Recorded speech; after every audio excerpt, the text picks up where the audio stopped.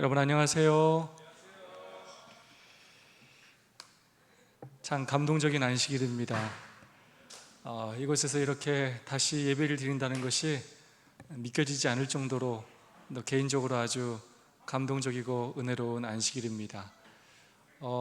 짐을 하나하나 옮기고 철거를 했던 그 모든 과정들이 다 기억이 나고 또 한 공정 한 공정이 다 기억이 납니다. 2달이 넘는 모든 시간 동안 함께 해주시고 또 인도해 주신 하나님께 정말로 감사를 드리고, 어려운 여건 속에서 헌신해 주시고 동역해 주신 모든 성도님들께 진심으로 감사를 드립니다. 새롭게 꾸며진 이 아름다운 성전에서 우리들이 더욱더 마음을 모아 하나님을 섬기고 또 예배하고 교회의 전제 목적인 선교와 봉사를 더욱더 잘 감당하여서 이 성전이 수일 내에 가득 찰 수 있기를, 더 부흥하고 변화될 수 있기를 간절히 소망합니다. 아직도 미흡한 부분이 조금씩 있는데요, 오늘 또 늦은 밤 내일 새벽 저희들이 또 잘 준비해서 내일 손님을 잘 맞이했으면 좋겠고, 또한 온 마음을 다하여 하나님께 영광 돌리는 감사의 안식일이 될 수 있기를 소망합니다. 옆사람과 사랑과 소망을 담아서 뜨겁게 인사하고 시작하겠습니다. 하늘까지 함께 갑시다. 서로 인사해 주시면 감사하겠습니다. 특별히 이유림 집사님 환영합니다. 정말로 오랜만에 뵈었습니다. 진심으로 환영하고 감사를 드립니다.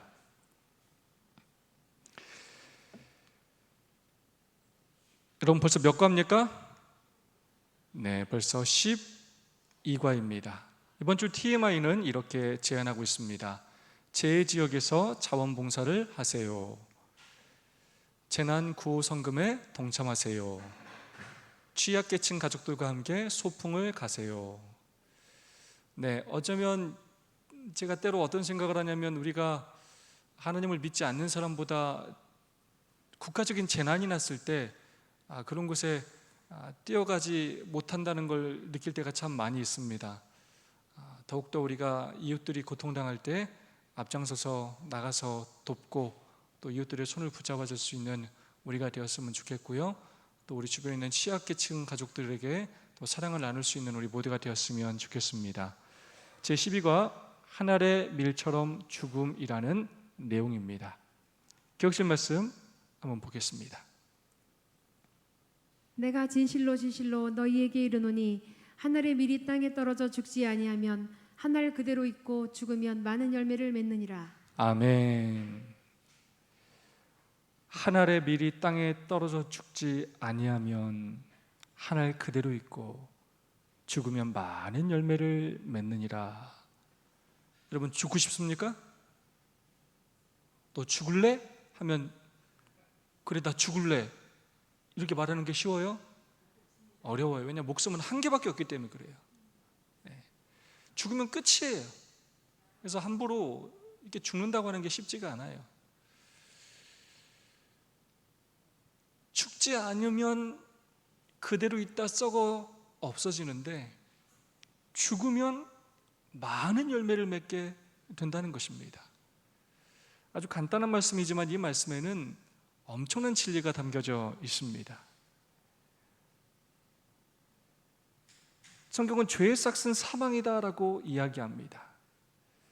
기독교 죽음은 크게 두 가지를 이야기하는데, 첫 번째는 죄의 결과와 형벌로 우리 모두가 죽는다고 이야기해요. 그래서 우리는 다 죽습니다. 그래서 우리는 죄로 썩어 죽든지 아니면 죄에 대하여 죽어서 새로운 열매를 맺든지 우리는 결국 죽게 되는데, 두 가지 중에 한 가지를 선택할 수 있는 것입니다.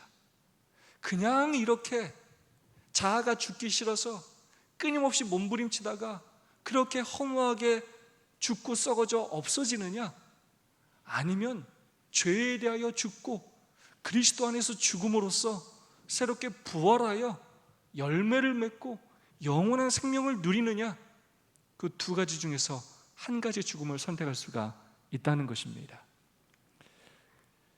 한 알의 밀알의 비유를 예수님께서 요한복음 12장에서 말씀하셨습니다. 근데 이 비유를 보면 참 생각할 게 많아요. 한 알의 밀알이 땅에 떨어지게 돼요. 근데 떨어지는데 어느 지점에 떨어질지, 또 어떤 환경에 떨어질지 본인이 선택할 수가 없어요. 어떤 때는 안 좋은 땅에 떨어지기도 하고, 어떤 때는 가시밭에 떨어지기도 하고, 내가 어떻게 할 수가 없어요. 우리가 태어날 때 우리가 환경을, 우리가 부모를 선택할 수가 없어요. 선천적으로 또 질병을 갖고 태어나는 또 안타까운 사람들이 있지 않습니까? 선택할 수가 없어요. 북한에 태어나는 사람들, 아프리카에 태어나는 사람들, 태어나고 싶어서 그렇게 태어나는 게 아니에요. 선택할 수 없는 그런 지점에 떨어질 수 있게 된다는 거예요. 우리가 살아가다 보면 예상치 못한 그런 환경에 직면하게 된다는 거예요. 두 번째, 그 미랄은 기다린다는 것입니다. 어떤 일이 일어날지 알지 못해요. 그러나 그곳을 벗어나지 않습니다. 벗어나지 않아요. 그저 그곳에서 끊임없이 기다리면서 열매를 맺기 위하여 인내하는 시간을 갖는다는 것입니다. 세 번째, 그 미랄이 그곳에서 죽는다는 것입니다. 안전하고 편안한 상태, 내가 사는 그 선택을 하지 않고 결국 내가 죽음으로써 새로운 생명을 탄생시키는 일을 하게 된다는 것입니다. 자신이 죽음으로써 새로운 생명을 결국 탄생시키는 놀라운 일을 미랄이 하게 되므로 훨씬 더 많은 그런 생명들이 하나의 미랄을 통하여 탄생하게 되는 것입니다. 오늘 그 의미에 대하여 하루하루 살펴보도록 하겠습니다. 빌립보서 2장 5절로 9절의 말씀입니다. 너희 안에 이 마음을 품으라. 곧 그리스도 예수의 마음이니 그는 근본 하나님의 본체시나 하나님과 동등됨을 취할 것으로 여기지 아니하시고 오히려 자기를 비워 종의 형체를 가지사 사람들과 같이 되셨고 사람의 모양으로 나타나사 자기를 낮추시고 죽기까지 복종하셨으니 곧 십자가에 죽으심이라. 이러므로 하나님이 그를 지극히 높여 모든 이름 위에 뛰어난 이름을 주사. 아멘. 섬김을 위한 복종. 여러분 지금 누구에 대한 말씀입니까? 예수님께서 우리를 섬기시기 위하여 하늘에 뭐가 되셨다고요? 미랄이 되셨어요. 미랄이 되셨어요. 그래서 어디에 떨어지셨어요? 그 하늘의 미랄이 온 우주 가운데 이 지구라는 곳에 떨어졌어요. 하나님이신 그분이 죄가 가득한 이 지구에 그분이 자원하여 떨어지셨어요. 근데 그분이 어떻게 하셨습니까? 기다리셨어요. 인내하셨어요. 때로 사랑받지 못하고 존경받지 못하지만 인내하셨고 마침내 그분께서 편안하고 안락한 상태를 추구하는 것이 아니라 고통 가운데 결국 그분이 십자가에서 돌아가심으로 결국 그분께서 많은 열매를 맺게 되셨다는 것입니다. 예수님께서 하늘을 버리시고 이 땅에 오셨고요, 종의 모형으로 오셨습니다. 그리고 십자가에서 죽기까지 복종하셨어요. 우리를 섬기기 위하여 예수님께서 복종하셨습니다. 억지로가 아니라 스스로 그 길을 선택하셨다는 것입니다.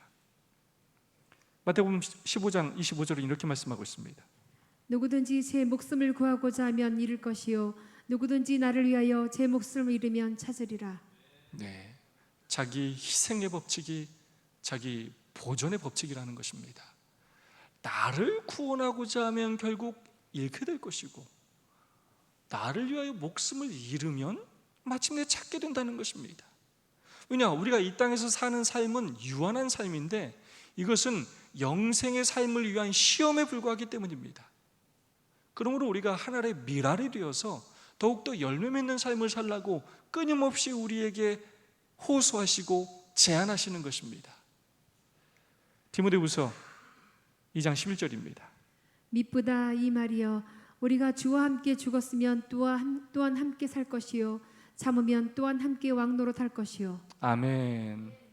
예수님께서 섬기기 위하여 십자가에서 복종하신 것처럼 하늘 보좌를 버리시고 이 땅에 오셔서 모진 시련과 핍박을 인내하시고 기다리시고 결국 하늘의 미랄이 되신 것처럼 우리가 그렇게 교회를 섬기고 성도를 섬기고 이웃을 섬기기 위하여 우리도 복종하는 삶을 살 때, 인내하는 삶을 살 때, 우리의 환경이 좋지 않아도 그 환경을 버리지 않고 헌신하며 살 때 우리 또한 마침내 결국은 살게 될 것이고 예수님과 함께 저 하늘에서 왕노로 타게 될 것이다 라고 말씀하고 있습니다. 마태복음 23장 12절입니다. 누구든지 자기를 높이는 자는 낮아지고 누구든지 자기를 낮추는 자는 높아지리라. 아멘. 예수님은 항상 이렇게 균형지게 하셔요. 자꾸 이렇게 높아지는 자는 뭐 하시고요? 낮추시고. 이렇게 낮추시는 자는 예수님이 또 뭐 하신다고요? 이렇게 높이셔요. 결국 우리를 높이거나 우리를 낮추는 분은 하나님이셔요. 스스로 높아지는 게 교만이에요. 우리 스스로 높아지는 것이 아니라 누가 우리를 높여주시도록? 하나님께서 우리를 높여주시도록 우리는 낮아져야 합니다. 그때 하나님께서 우리를 이렇게 높여주셔요. 그리고 하나님께서 높여주시는 것은 떨어질 위험이 없어요. 근데 스스로 높은 건 반드시 무너지게 되어 있습니다.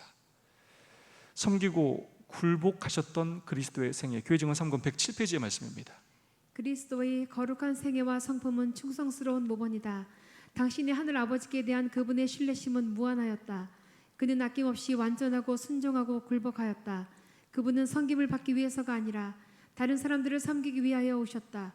그분은 당신 스스로의 뜻을 행하기 위해서가 아니라 당신을 보내신 그분의 뜻을 행하고자 오셨다.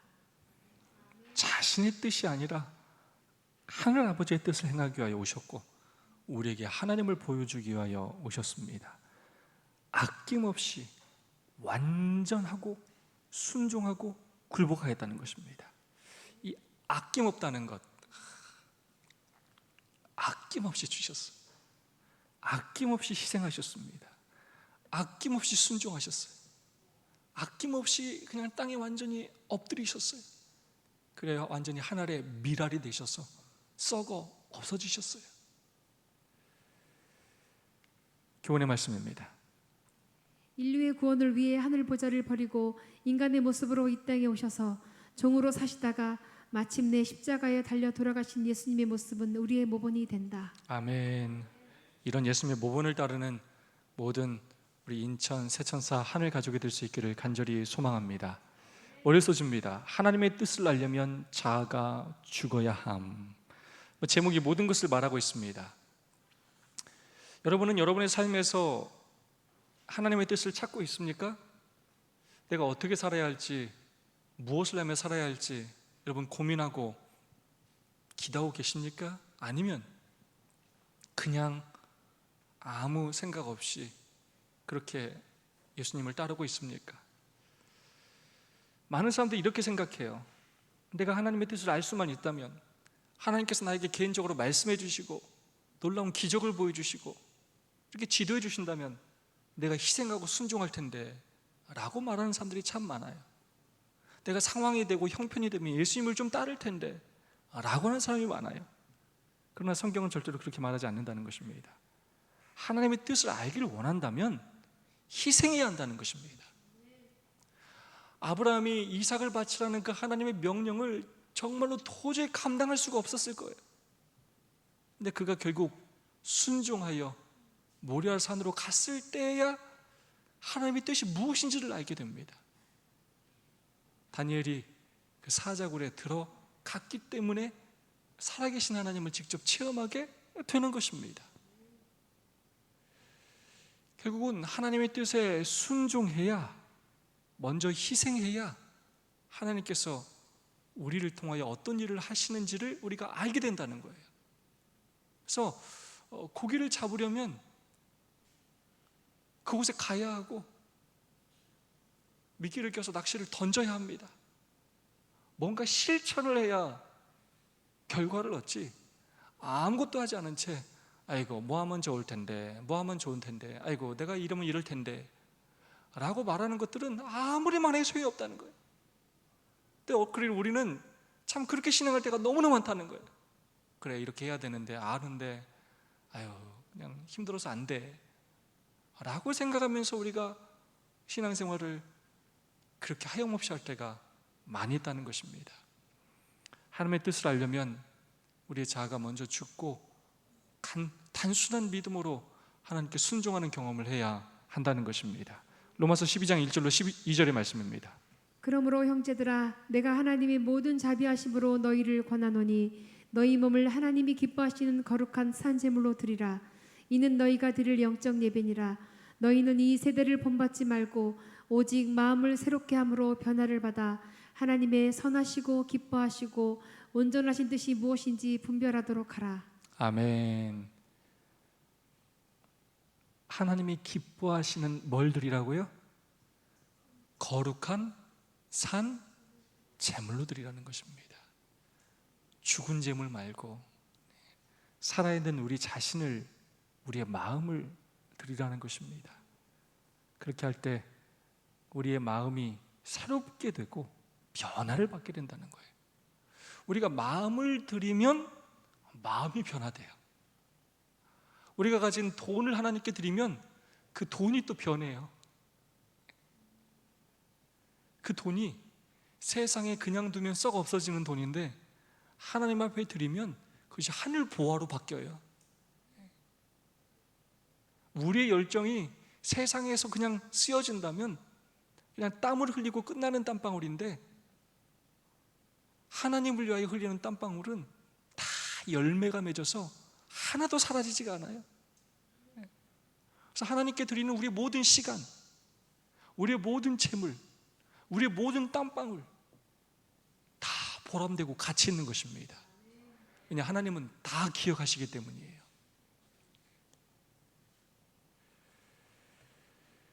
하나님의 뜻을 알려면 자아가 죽어야 하는데요, 자기를 향한 하나님의 자비하심을 바르게 깨달아야 한다는 것입니다. 그 다음에 자신을 하나님께 산제물로 드리라는 거예요. 그렇게 할 때 마음이 새롭게 변하고 정말로 우리의 삶이 변화된다는 것입니다. 그렇게 할 때 하나님의 뜻을 우리가 분별하게 된다는 것입니다. 그러기 위해서 하나님께서 때로 우리에게 시련을 허락하신다는 것입니다. 그러므로 시련이 우리에게 닥칠 때 우리가 뭐 할 줄 아는 경험을 해야 된다고요? 하늘의 미랄이 되어서 땅에 떨어져 죽는 경험이 필요하다는 거예요.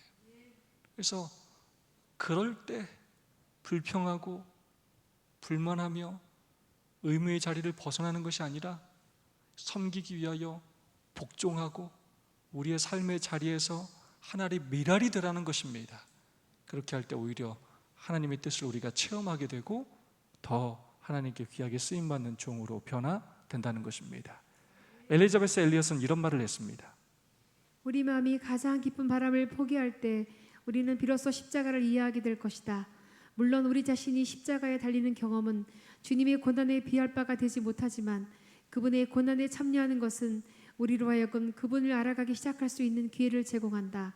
그분께서는 우리가 경험하는 모든 고난을 통해 우리를 그 사귐 속에 초청하신다. 아멘. 가장 깊은 바람을 포기할 때 비로소 십자가를 이해하게 된다는 것입니다. 왜냐? 예수님께서 십자가에서 가장 귀한 것을 포기하셨기 때문입니다.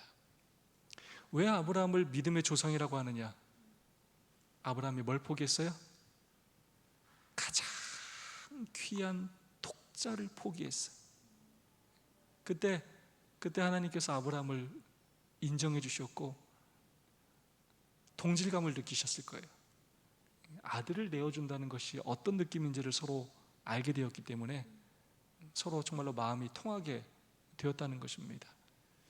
가장 깊은 바람을 우리가 포기할 때 결국 예수님의 마음을 알게 되고 희생과 헌신, 그 사랑의 의미를 알게 된다는 것입니다. 때로 시련, 우리에게 닥치는 이런 시련들은 우리가 가지고 있는 우리의 개인적인 이기적인 욕망과 바램들을 포기하게 하시는 하나님의 하나의 도구요 방법으로 쓰일 때가 있다는 것입니다. 화요소지입니다. 듣고자 하는 마음. 사무엘상 3장 10절의 말씀입니다.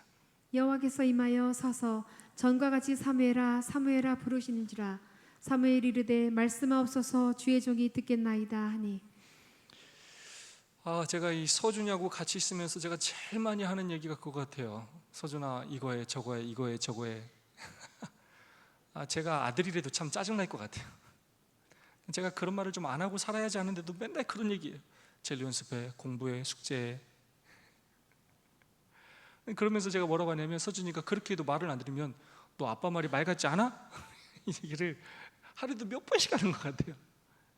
매번 똑같은 얘기를 반복하는 것 같아요. 나는 끊임없이 얘기하고 얘는 네 한 다음에 안 하고. 참, 한 사람은 얘기하는데 한 사람은 들은 채도 안 하면 여러분 속이 상합니까? 안 상합니까? 참 속이 상하고 열불이 나요. 저 사람이 나를 무시하나? 외면하나? 내 말이 말 같지 않은가? 이런 생각을 하게 됩니다. 사무엘 시대 때 그런 일이 있었어요. 사무엘은 말씀하옵소서 주의 종이 듣겠나이다 하며 하나님의 말씀을 듣고자 하는 마음을 갖고 있었어요. 마음이 열려 있었어요. 말씀을 기다리고 있었어요. 하나님의 음성을 귀히 여겼어요. 그런데 엘리와 그의 두 아들은 그렇지가 않았어요. 듣고자 하는 마음을 갖지 않았어요. 그에 대해 사무엘상 2장은 이렇게 이야기하고 있습니다. 엘리 아들들은 생실이 나빠 여호와를 알지 못하더라. 그들이 여호와의 제사를 멸시함이었더라. 그들이 자기 아버지의 말을 듣지 아니하였으니 내 두 아들 홈니와 비나스가 한날에 죽으리니 그들이 당할 그 일이 내게 표징이 되리라. 행실이 나빠 여호와를 알지 못하더라. 그들이 여호와의 제사를 멸시함이었더라. 아까 말씀과 좀 연결해서 생각해 보자면 행실이 나빠 여호와를 알지 못하더라, 제사를 멸시하더라, 그걸 그 다음 말로 우리는 이해할 수 있어요. 자기 아버지의 말을 듣지 아니하였으니. 제사를 멸시하는 게 무엇이냐? 여호와를 알지 못하는 게 무엇이냐? 바로 말을 듣지 않는 거예요. 예배는 뭐 하는 것이냐면 예배는 하나님의 말씀을 듣는 시간이에요. 예배를 참석한다는 건 하나님의 음성에 귀를 기울인다는 뜻이에요. 그래야 하나님을 알아가요. 근데 그렇게 하지 않고 그것을 거절하면 하나님을 알아갈 수가 없게 되고 행실이 나빠지게 됩니다. 결국 그것은 하나님을 섬기는 것과 부모를 섬기는 것은 분리되지가 않아요.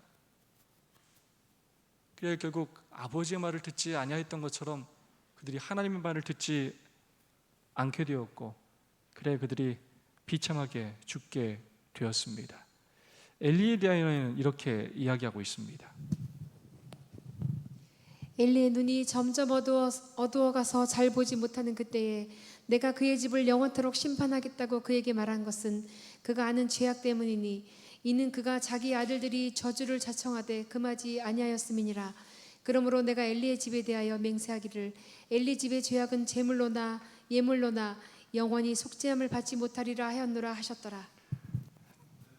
엘리의 죄에 대하여 뭐라고 말하느냐? 자기 아들들이 저주를 자청하되 뭐 하지 않았다고요?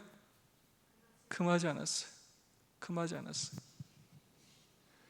엘리조차도 하나님의 말씀을 잘 듣지 않았고, 또 이제 아들들에게도 가르쳐야 되는데 아들도 말을 잘 안 들었고, 그렇게 또 말을 안 듣기 시작하니까 아예 뭘 하잖아 이제요? 아버지가 말하질 않아요 이제. 교회를 안 와도 선을 행하지 않아도 예배를 멸시해도 말하질 않아요. 성전에서 나쁜 일들을 행해도 말하질 않아요. 그래서 결국 그 가족 전체가 정말로 안타까운 죽음을 맞이하게 되었습니다. 사무엘상 2장 12절로 3장 18절 사이의 말씀입니다. 사무엘은 어렸을 때에 세마포 예봇을 입고 여호와 앞에 섬겼더라. 아이 사무엘은 여호와 앞에서 자라니라. 아이 사무엘이 점점 자라매 여호와와 사람들에게 은총을 더욱 받더라. 하나님의 등불은 아직 꺼지지 아니하였으며 사무엘은 하나님의 궤 있는 여호와의 전안에 누웠더니 여호와께서 사무엘을 부르시는지라. 사무엘이 자라매 여호와께서 그와 함께 계셔서 그의 말이 하나도 땅에 떨어지지 않게 하시니. 아멘. 하나의 굉장히 중요한 표현이 하나 나와요. 이 여호와 앞에라는 표현이에요. 이걸 코람데오라고 하는데요.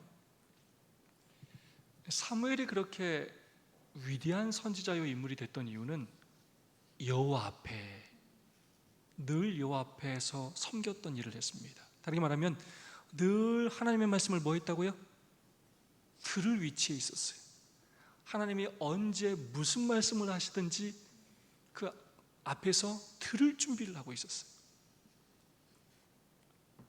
여호와 앞에 섬겼더라. 여호와 앞에서 자라니라. 그래서 결국 여호와와 사람들에게 은총을 받게 되었고, 그가 여호와의 전 안에 누웠어요. 뭐 하려고요? 성전 봉사뿐만 아니라 하나님의 음성을 듣기 위해서. 그래야 결국 사무엘을 부르셨을 때 그가 그 세미한 음성을 듣고 말씀하옵소서 주의 종이 듣겠나이다라고 대답하였고, 그래야 결국 그의 말이 단 하나도 땅에 떨어지지 않고 많은 열매를 맺게 되었다는 것입니다. 이 왕들의 기록을 보면 결국 그 왕들이 성공하는 삶을 살았느냐 실패하는 삶을 살았느냐는 여호와 앞에 서 있었느냐 서 있지 않았느냐로 결정되는 것입니다. 듣고자 하는 마음이 있었느냐 없었느냐로 결정된다는 것입니다. 죄악이 난무하는 중에도 아이 사무엘은 하나님께 충실하였으므로 그가 지극히 높으신 하나님의 찬원지자로서 엘리의 집에 정죄의 기별을 전달할 사명을 받았다. 여호와께서는 백발로인인 당신의 택하신 종을 버리시고 한 아이로 더불어 교통하셨다. 이 일 자체가 엘리와 그 집에는 혹독한 것이었으나 당연한 견책이었다. 얼마나 가슴 아픈 일입니까? 제사장이라는 놀라운 특권을 가진 가정이었는데 결국 그 놀라운 특권을 작은 아이에게 빼앗긴 것입니다. 먼저 된 자가 나중되고 나중된 자가 먼저 될 수 있어요.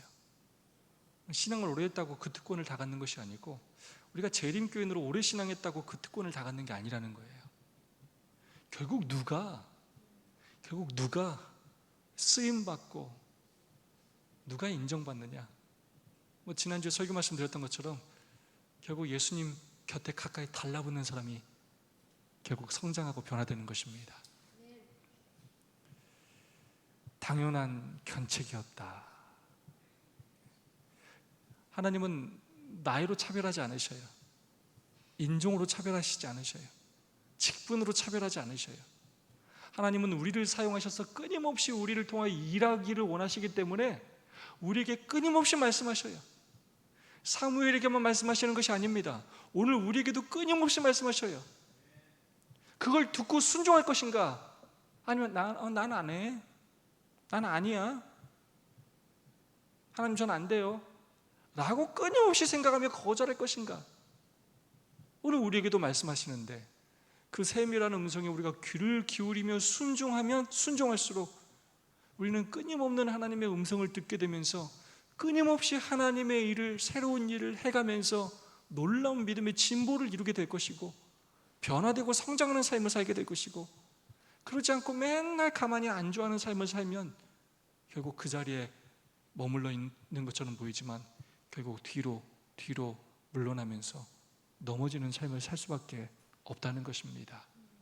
우리에게 주셨던 놀라운 축복이 결국 다른 사람들에게 넘어가고 우리는 혹독하고 당연한 그 견책을 받을 수밖에 없다는 것입니다.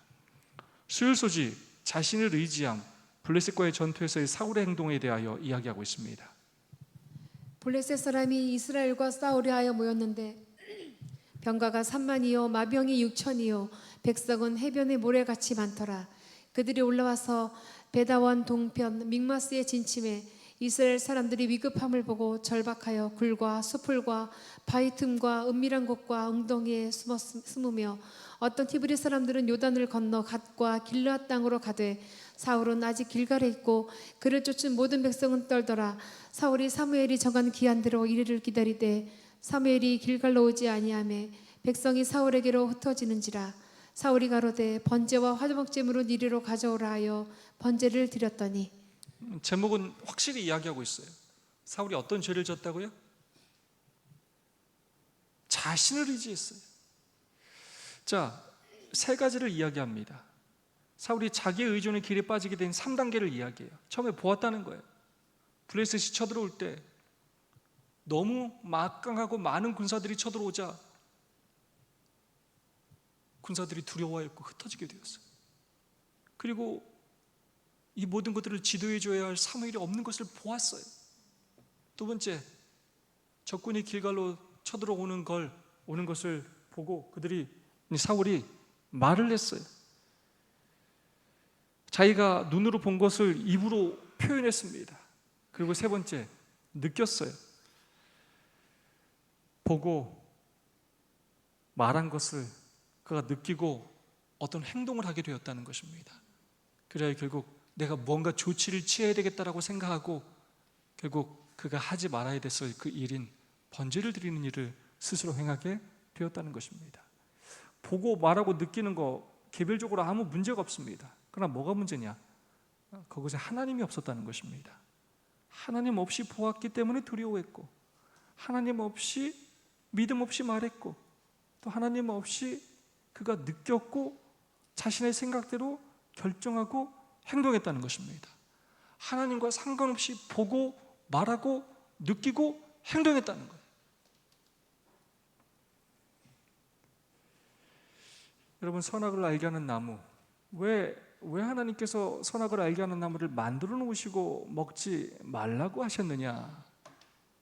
이 선악을 알게 하는 나무는 하나의 시금석이에요. 충성의 시금석입니다. 근데 무엇의 판별 기준이냐? 누가 재판관이냐는 거예요. 누구의 말이 생명이냐는 거예요. 하나님에게는 우리에게 영원한 생명을 주시기 위하여 우리에게 선택의 자유를 주셨고, 영원한 생명을 얻을지 비존재로 돌아갈지 그 선택권을 주셔야 했는데, 그 선택의 도구로 주신 것이 바로 이 선악을 알게 하는 나무입니다. 누가 재판관이고 무엇이 도덕의 근원과 기준인가? 누가 하나님인가? 이것을 판별하는 나무가 바로 이 선악과인 것입니다. 여러분, 생각보다 우리가 사실 아는 게 별로 없어요. 아는 것도 별로 없고 경험도 별로 없는데, 우리가 조금만 나이가 먹고 조금만 경험을 하면 우리가 굉장히 경험이 많고 아는 것이 많다고 착각할 때가 참 많아요. 그래서 그렇게 경험이 쌓이고 나이가 먹으면 하나님보다도 내가 뛰어나다고 착각할 때가 참 많아요. 그런 어리석은 생각을 할 때가 참 많다는 것입니다. 자신이 마치 하나님인 것처럼 행동하기가 쉽다는 거예요. 우리는 늘 또래 중에서 우리를 판단해요. 이 또래 중에서 내가 조금 나으면 내가 대장처럼 느끼고 내가 경험이 제일 많은 것처럼 생각한단 말이에요. 그러면서 우리가 하나님인 것처럼 하나님 없이 내가 하나님 자리에 있을 때가 많다는 것입니다. 이것이 바로 가장 큰 죄악이라는 것입니다. 하와가 빠진 죄악은 바로 그 죄악이었습니다. 제가 뒤에 창문들을 다 닫았습니까? 방충망 쳐진 채로 닫았습니까? 네, 감사합니다. 이제 모기가 이제 너무 많이 들어가지고 오늘부터는 문을 꼭 좀 잘 닫아야 될 것 같습니다. 잠언 3장 7절의 말씀입니다. 스스로 지혜롭게 여기지 말지어다. 여호와를 경외하며 악을 떠날지어다. 스스로 지혜롭게 여기지 말지어다. 스스로 지혜롭다고 생각하지 말라는, 이걸 두 글자로 뭐라고 하죠? 자만, 또 교만. 교만. 높은 위치에 있는 거예요.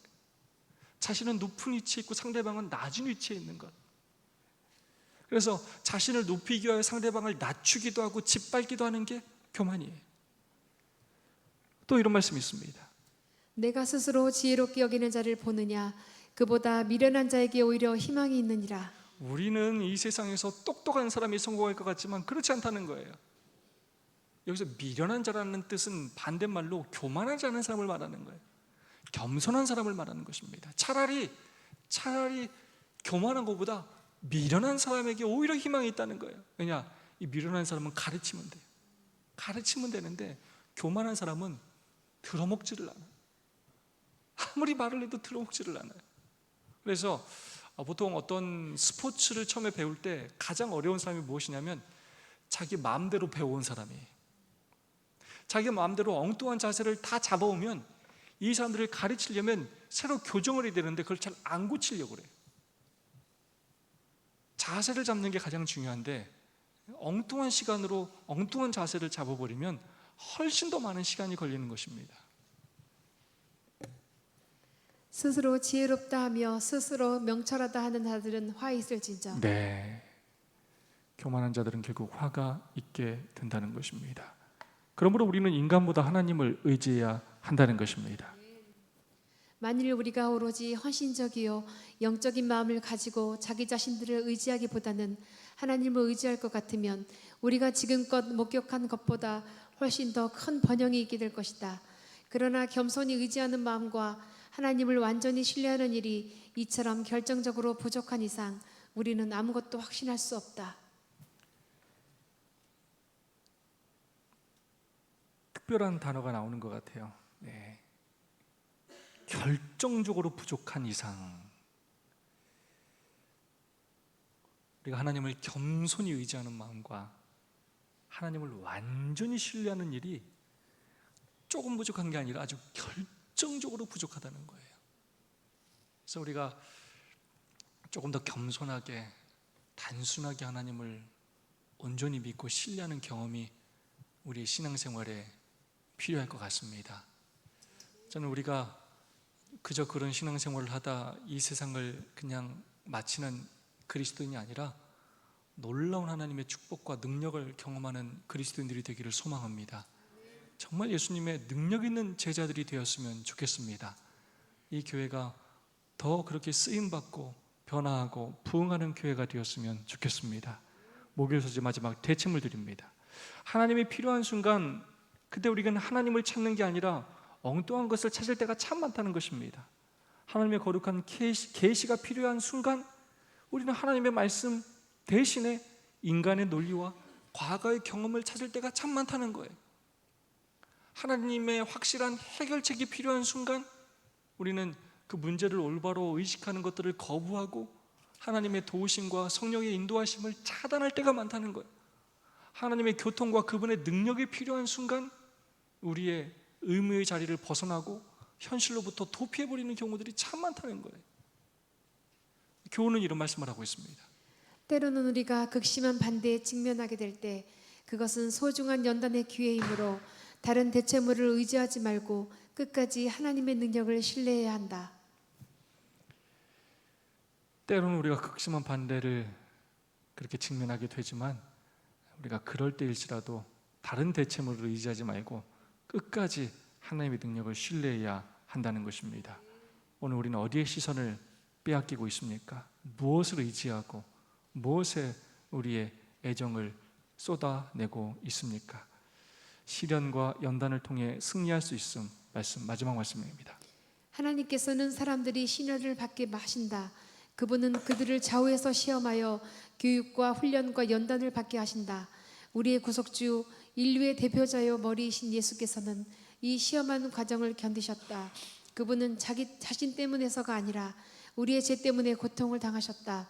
그러므로 오늘 우리는 승리자의 공로를 의지함으로 그분의 이름으로 승리자가 될 수 있다. 아멘. 예수님께서 이 땅에서 시련과 또 연단 모든 걸 통하여 그분께서 아름다운 열매를 맺으신 것처럼 우리 또한 예수님과 같은 삶을 통하여 승리할 수 있다는 것입니다.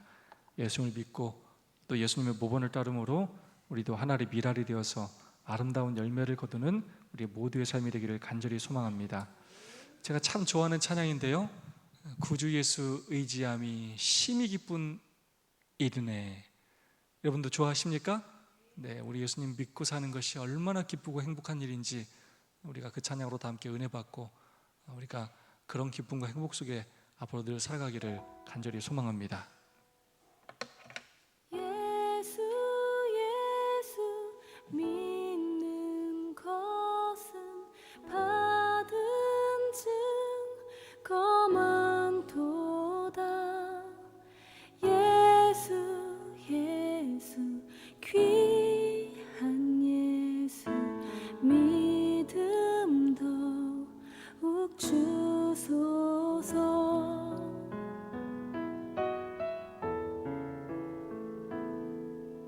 구주 예수 의지함이 심히 기쁜 일일세 영생 허락받았으니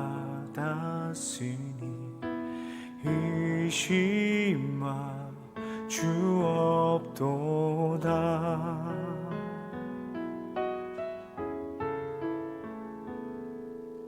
구주 예수 의지함이 심히 기쁜 일일세 주를 믿는 나의 마음 그의 피에 적시네. 예수 믿는 것은 받은 증거만 도다. 예수 귀한 예수 믿음 더욱 주소서.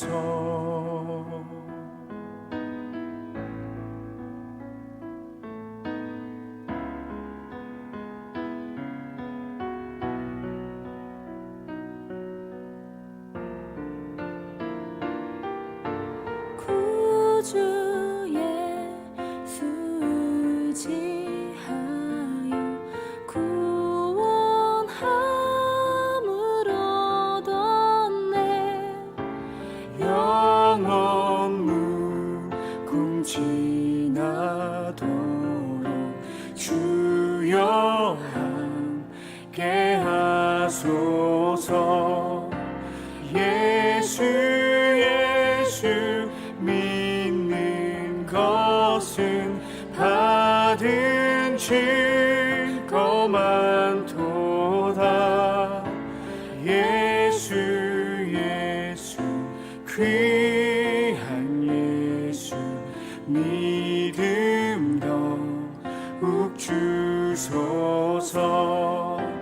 예수 믿는 것은 받은 증거만 도다. 예수 귀한 예수 믿음 더욱 주소서. 주 나의 반석이시니 그 위에 내가 서리라. 그 위에 내가 서리라. 주 나의 반석이시니 그 위에 내가 서리라. 그 위에 내가 서리라. 그 위에 내가 서리라. 그 위에 내가 서리라.